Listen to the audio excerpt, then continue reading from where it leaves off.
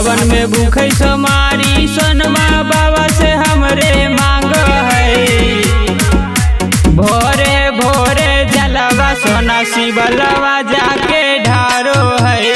भोरे भोरे जलवा सोना शिवलवा जाके ढारो है। भोरे भोरे जलवा सोना शिवलवा जाके ढारो है।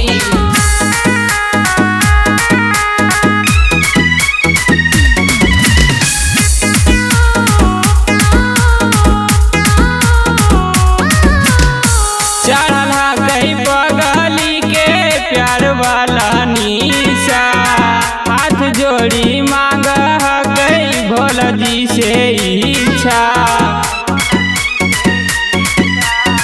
चढ़ला गई बगली के प्यार वाला निशा हाथ जोड़ी मांग गई भोला जी से इच्छा।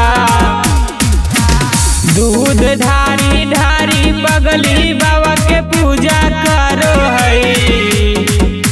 भोरे भोरे जलवा सोना शिवलवा जाके ढारो है। भोरे भोरे जलवा सोना शिवलवा जाके ढारो है। भोरे भोरे जलवा सोना शिवलवा जाके ढारो है।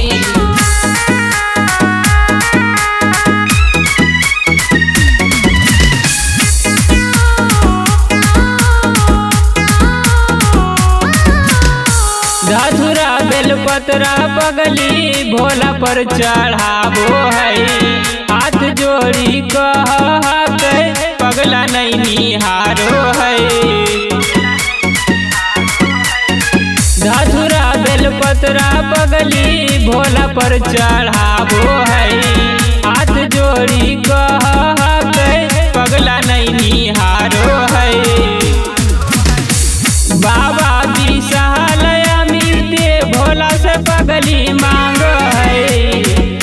भोरे भोरे जलवा सोना शिवलवा जाके ढारो है। भोरे भोरे जलवा सोना शिवलवा जाके ढारो है। भोरे भोरे जलवा सोना शिवलवा जाके ढारो है।